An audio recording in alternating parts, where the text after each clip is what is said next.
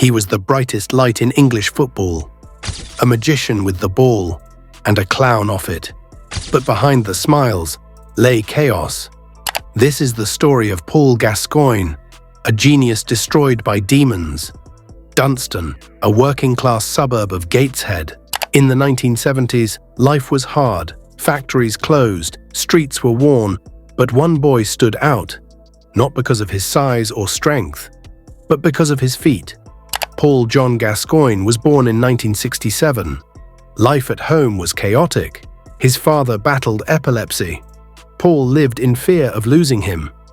Then, at just 10 years old, he watched a friend die in a car accident.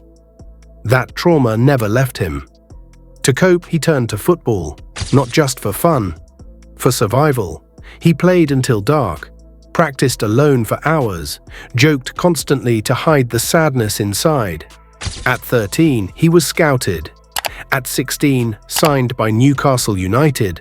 But even then, coaches saw the warning signs, brilliance, and volatility. One called him the most naturally gifted English player he'd ever seen. Another warned, if he doesn't implode, he'll become a legend. Gascoigne exploded onto the scene. He was a whirlwind of creativity and chaos. By 1988, he moved to Tottenham for a British record fee. He stunned Premier League defenders. He made fans laugh, cry, and gasp, sometimes in the same match. He wasn't just playing football, he was performing art. But with fame came more pressure, more money, more temptation.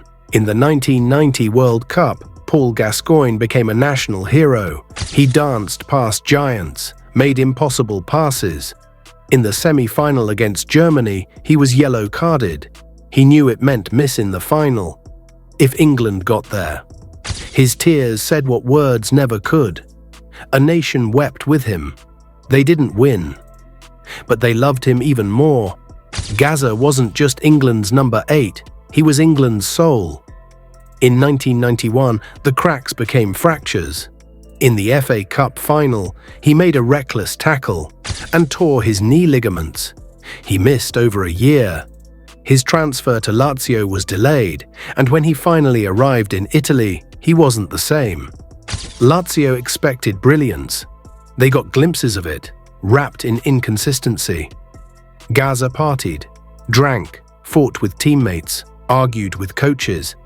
He couldn't stay fit, couldn't stay focused, and soon couldn't stay relevant. He moved back to Britain, played for Rangers, then Middlesbrough, then Everton. Each time the magic faded a little more. Off the pitch, his life became a storm. He drank to forget. He checked into rehab, then out, then back in. He was diagnosed with bipolar disorder. He admitted to domestic violence. He tried to take his own life. The same man who brought a nation to tears was now seen stumbling outside pubs, bloated, lost, alone. In interviews, he cried for help. In tabloids, he was mocked. But fans never stopped loving him, because they saw what he used to be, and maybe what he still could be. In recent years, Gazza has tried to recover.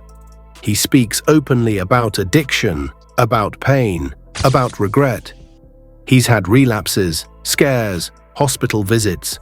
In July 2025, he collapsed at home, was rushed to intensive care, but once again, he survived. Paul Gascoigne is still here, still fighting, still loved. Paul Gascoigne wasn't just a footballer. He was a mirror of England itself. Flawed, brilliant, tragic, proud. He made us feel everything, and in that way, he'll never be forgotten.